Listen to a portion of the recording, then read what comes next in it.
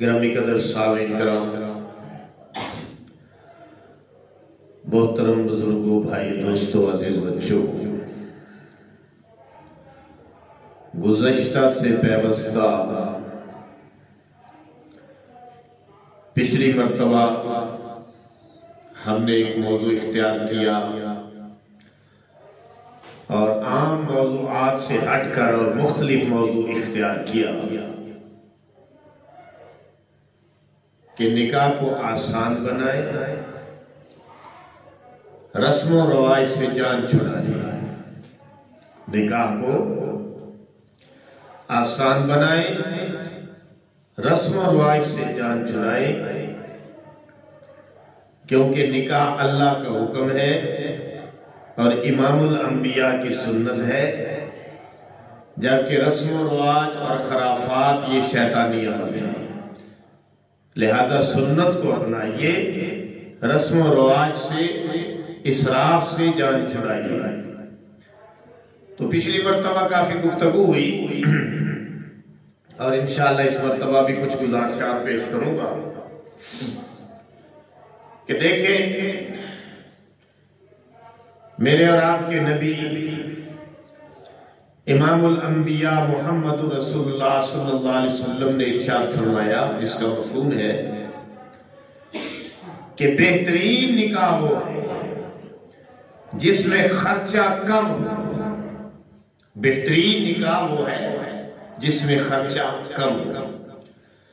اب آپ اس حدیث پر اگر اپنے عمل کو تولیں اور ہم اس بات کا جائزہ لیں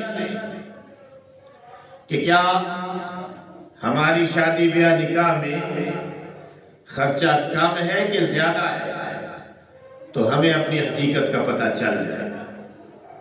اس کا معنی ہے کہ ہمارے نکاح بہترین نہیں، کیونکہ ہمارے نکاح خرافات سے، رسم و رواج سے بھرے ہوئے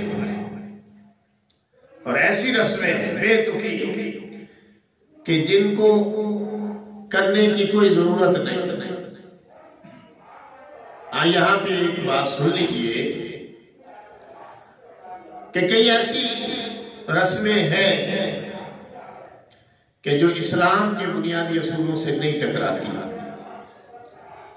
تو ان کی صرف گنجائش ہوتی ہے۔ ایسی رسمیں جو اسلام کے بنیادی اصولوں سے نہ ٹکرائیں، ان کی صرف گنجائش ہوتی ہے، ضرورت نہیں ہوتی کہ ضرور ان کو کرنا ہے، صرف گنجائش کی حد تک ہوتی ہے۔ جیسا کہ دیکھیں، شادی ایک خوشی کا موقع ہے اور اس خوشی کے موقع پر کیا کوئی خوشی کر سکتے، کوئی اجازت ہے ہنسی کھیل کرنے کی یا خوشی منانے کا کوئی انداز ثابت ہے؟ تو علماء فقہاء نے اس بات کی اجازت دی کہ ایسی خوشی، اس طریقے سے خوشی، ایسی خوشی یا اس طریقے سے خوشی منانا کہ نمبر ایک، جس میں بے حیائی نہ ہو، نمبر دو، جس میں اسراف فضول خرچی نہ ہو، نمبر تین، جس میں نمود و نمائش نہ ہو۔ کیونکہ جو نمود و نمائش ہے وہ مالدار لوگ تو اپنی چاہت پوری کر لیتے ہیں، اپنی خوشی منا لیتے ہیں، لیکن غریبوں کے دل پہ جو بجلیاں گرتی ہیں اس کا ذمہ دار کون ہے؟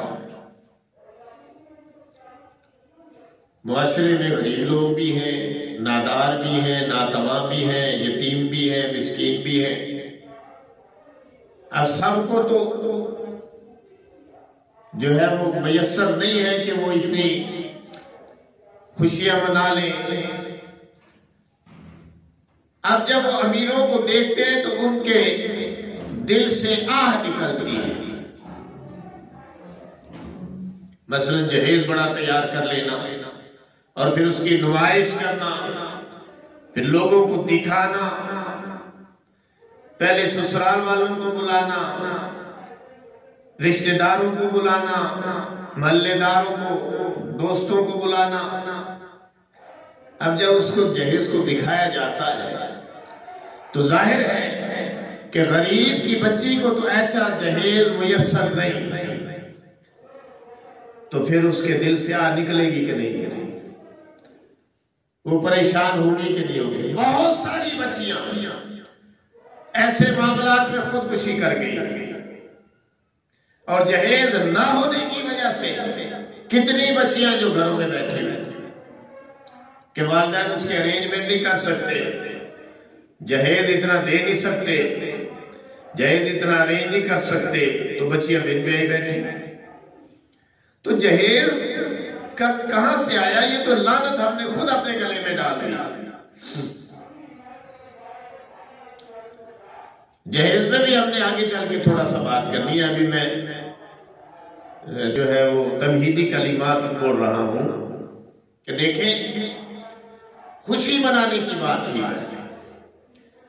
کہ خوشی منانا کہاں تک جائز ہے، کہاں تک اس کی گنجائش ہے۔ تو میں نے کہا کہ مردوں عورتوں کا، غیر محرموں کا عورتوں کے ساتھ اختلاط نہ ہو، یعنی وہ آپس میں مکس اپ نہ ہو، کیونکہ اس سے بے حیائی پھیلے گی، نقصان ہوگا۔ دوسرا یہ کہ اسراف نہ ہو، فضول خرچی نہ ہو، کیونکہ فضول خرچی اسلام میں منع ہے۔ فضول خرچوں کو شیطان کا بھائی قرار دیا گیا۔ ان المبذرین کانوا اخوان الشیاطین، فضول خرچ شیطان کے بھائی، there are brother each other, شیطان اور دونوں بھائی۔ فضول خرچی نہ ہو، نمود و نمائش نہ ہو، تو پھر ایک لیمٹ کے اندر رہ کر کہ صرف لڑکیاں ہیں، بچیاں ہیں، عورتیں ہیں، اور وہ ایسے کوئی نغمے گا لیتی ہیں، برات وغیرہ بجا لیتی ہیں، تو جہاں مردوں کا آنا جانا نہ ہو اور ان کی آواز جو ہے وہ لاؤڈ سپیکر کے ذریعے یا ڈیک کے ذریعے اس کو باہر نہ نکالا جائے، تو اتنی کی گنجائش بڑھ جاتی ہے۔ جیسے مہندی لگانا تو کوئی غلط نہیں، مہندی لگانا تو کوئی غلط نہیں، لیکن مہندی پہ اسراف کرنا، وہی بات پھر آ گئی کہ مردوں عورتوں کا اختلاط منع ہے، اسراف منع ہے، نمود و نمائش منع ہے۔ مہندی لگا سکتا، لیکن اس مہندی کو ہم نے کہاں تک پہنچایا، اور اس میں ہم نے کتنی رسومات اور کتنی فضول خرچیاں شروع کر دی، جبکہ نکاح تو ایک فریضہ ہے۔ اب مہندی کو جیسے میں نے پچھلی مرتبہ عرض کیا کہ لڑکے والے دلہن کی طرف، بچی والوں کی طرف جا رہے ہیں، ابھی نکاح کا مرحلہ باقی ہے، ولیمہ باقی ہے، اس سے پہلے، اور اس پہ دیکھیں کتنا خرچہ ہو رہا ہے۔ میں یہ سمجھتا ہوں کہ نکاح سے بھی زیادہ، تقریب نکاح سے بھی زیادہ مہندیوں پہ خرچہ ہوتا، اور اتنا خرچہ کہ ایک ٹھیک ٹھاک آدمی جو ہے، ٹھیک ٹھاک آدمی کی کمر ٹوٹ جاتی ہے۔ ایک بچے کا بمشکل نکاح شادی کو کر سکتا ہے، پھر کہتا ہے کہ ابھی انتظار کرو، میں نے پہلے ایک بچے کی شادی کی ہے، بڑا خرچہ ہو گیا۔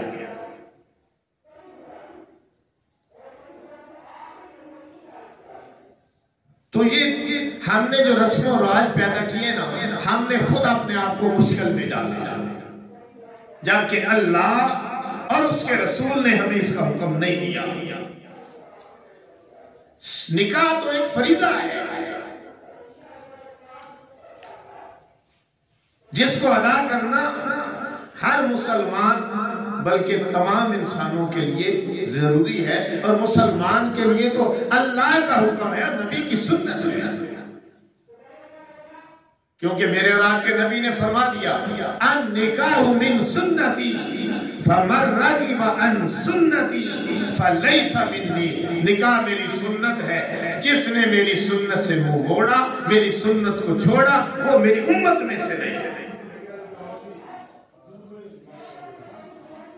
تو نکاح تو سنت ہے،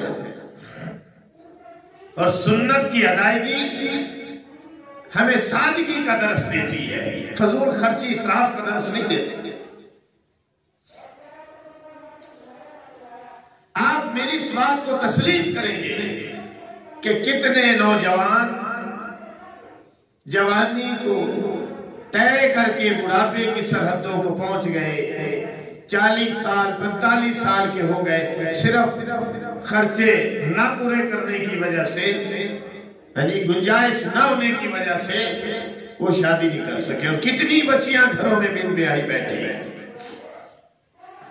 اس کا ذمہ دار کون ہے؟ ہم ہیں، ہمارے رسم و رواج ہیں، ہمارا معاشرہ ہے۔ تو میں عرض کر رہا تھا کہ مہندی تو ٹھیک تھی، گنجائش تھی، اور یہاں پہ ایک اور بات بھی ہے کہ بعض اسلامی لوگ زیادہ، جو ہیں تو سارے اسلامی نا، لیکن جن کو زیادہ اسلام کا رنگ چڑھ گیا، جو زیادہ سنت کو فالو کر رہے ہیں اور خرافات سے بچنا چاہتے ہیں، وہ مہندی کی ایک سادہ سی تقریب میں بعض دفعہ نعت وغیرہ کی مجالس کا اہتمام کر لیتا ہے۔ کوئی بات نہیں، ٹھیک ہے، لیکن اس میں بھی وہی بات کہ اسراف نہ ہو، نمود و نمائش نہ ہو، تو گانے بجانے سے کہیں بہتر ہے۔ لیکن میں نے عرض کیا کہ خوشی کے گیت وغیرہ گانا، دف وغیرہ پرات وغیرہ بجا لینا، اس کی گنجائش ہے، لیکن اس میں مرد و عورتوں کا اخلاق نہ ہو اور فضول خرچی اسراف نہ ہو۔ تو میرے اور آپ کے نبی صلی اللہ علیہ وسلم نے فرمایا کہ بہترین نکاح وہ ہے کہ جس میں خرچہ کم ہو۔ ہاں ایک بات ہے، کیا کہیں گے کہ جب خرچہ کم ہے، خرچہ کم رکھنا ہے، بہت لیمیٹڈ خرچہ رکھنا ہے، تو پھر جو ہے وہ ظاہر ہے کہ بارات کی بھی ضرورت نہیں، بارات کی ضرورت نہیں ہے، بارات سنت نہیں ہے، یاد رکھیے۔ اور بہت بڑی باراتیں لے کے جانا یہ غیر شریف ہے۔ چند آدمی ہو، نکاح پڑھائیں اور چلے جائیں، ہاں اپنی گنجائش کے مطابق اگر فیملی ہیں تو بے شک کریں، لیکن نمود و نمائش نہ بنائیں، اس کو سادگی میں رکھیں۔ اور نکاح جو ہے بجائے بڑے بڑے حالوں کے مسجدوں میں ہونا چاہیے، کیونکہ اماں فاطمہ الزہرا رضی اللہ تعالیٰ عنہ کا نکاح مسجد میں ہوا ہے، مسجدوں میں روایت، لیکن ہم جو ہے وہ دونوں کام کر لیتے ہیں۔ ہم بھی بڑے چالاک ہیں، بڑے ہوشیار ہو گئے، ہم دونوں کام کر لیتے ہیں کہ نکاح 1-2 دن پہلے مسجد میں کر لیا اور بعد میں باقی سارا کام بعد میں کر لیا، تو فائدہ کیا ہوا؟ پھر حال بھی بک کرا لیے، بے حال بھی ہو گئے۔ تو کیسی یہ شادیاں ہماری کہ شادی تو کر لی، چاہو تو پورے کر لیے، چاہ تو پورے کر لے، تے بعد دے وچ کریانے والا بھی پیچھے، تے تمبو کناتا والا بھی پیچھے، تے کریانے والا بھی پیچھے، تے پھر جناب سیٹھ صاحب لوگ دے پھر دے، پھر چودھری صاحب لوگ دے پھر دے، فائدہ کی ہے؟ بعد میں جو آپ نے چھپنا تھا لوگوں سے، تو پہلے ہی اپنی چادر کے مطابق پاؤں پھیلاتے نا۔ شریعت تو یہی کہتی ہے کہ اپنی چادر کے مطابق پاؤں پھیلاؤ، اور یہ چیزیں ہم نے لی کہاں سے؟ یہ گانا باندھنا، یہ چھری ہاتھ میں پکڑنا، یہ سہرا لگانا، یہ بارات لے کے جانا، ایک ولیمے پہ جو سنت طریقہ تھا، ولیمہ سنت ہے، لیکن فرمایا وہ ولیمہ